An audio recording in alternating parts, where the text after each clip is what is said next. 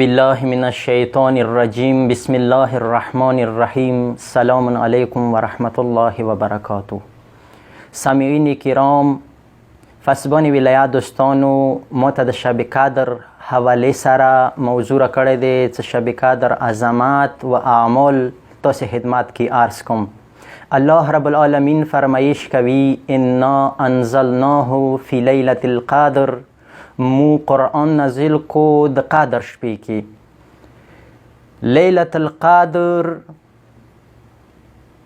اندغی سوره قدر نه عظمت په متعلق زه تاسو خدمت کې پیش کوم. دوه شیونه چې هغه عظمت باندې دغه شپې دلالت کوي، هغوی نه اول د الفاظو تکرار چې انده سوره قدر کې وما ادراک ما لیلة القدر، لیلة القدر خیر من الف شهر. دا لیلة القدر الفاظ تکرار کونه چې الله رب العالمین بندگانو ته دغه هیی چې څومره عظمت لري، دا د دغه شپې عظمت باندې دلالت کوي. او بل شی هغه معین نشونه چې شب قدر معینه نه دی کړي چې کومه یوه شپه دی، دا هم د دغه شپې عظمت باندې دلالت کوي. او بل شی تاسو ته ذکر کوم چې هغه علامه جواد عملی مدظله العلی هغه فرمایش کوي چې دغه شب قدر امت دپاره قوي ترینه معجزه د سلمان پیغمبر معجزه نه دی، یعنی هغې نه قوي ترینه معجزه دی. ده هغه څنګه قوي معجزه وه؟ هغه قوي معجزه د شان سره وه چې هغې یوې میاشتې سفر یوې شپې کې یا یوه صبح کې بیتې کولو، باد باندې مسلط و، دا معجزه ورسره وه. دغه شب قدر څه معجزه دی چې امت دپاره چې دغه شپې عظمت باندې دلالت کوي، هغه دغه دی چې دغه شپه یوې شپې کې هزارو نه زیاتو میاشتو سفر و راه طی کوي. خب فرق ای دوی منځه فرق دا دی چې هغه مدی میاشتې سفر مکاني لحاظ سره طی کولو، او دغه شب قدر شپه معنوي و روحاني لحاظ سره انسان سفر طی کوي، الله سره نږدې کیږي. زه غواړم د دغې شپو هغه اعمال چې هغه عمومي دي، شب قدر ته شامل دي، و هغه مخصوص 19 شپې هغه یا تاسو خدمت کې عرض کوم. چې هغوی نه اول شی چې هغه لیالي قدر ته شاملیږي، چې هغوی کې انسان فکر دی په ځای راوړي، اول غسل دی. چې علامه مجلسي بزرګوار هغه فرمایش کوي چې دغه غسل فکر دی آفتاب غروب سره انجام شي، چې اندغه غسل سره انسان فکر دی بیا د شپې المنځونه وکړي، یعنی مغرب و عشاء المنځ اندی سره وشي. دویم هغه 2 رکعاته المنځ دی، چې هر یو رکعت نه بعد 2 وارې توحید سوره فکر دی وویلی شي، او بیا المنځ نه بعد 8 وارې استغفر الله و اتوب الی.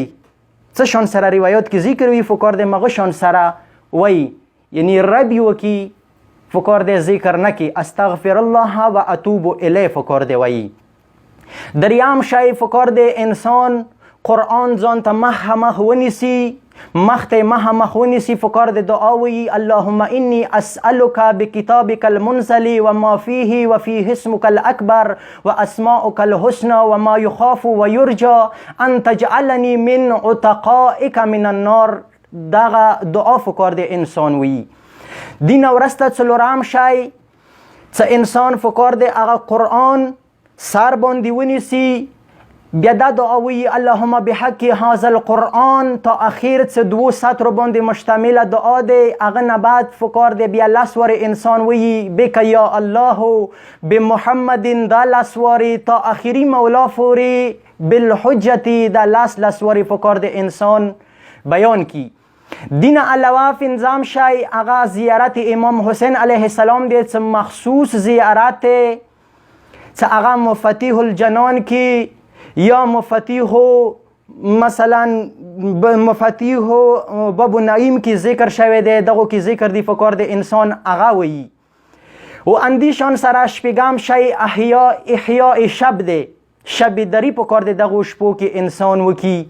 ویلې څه کله روایاتو کې راغلي دي څه کله شب قدر شي منادی ندا کوي وم اسمان پشت عرش نه یی څه ندا کوي څه هر یو انسان د مولا حسین علیه السلام زیارت وکي هغه بخشش کیدای شي.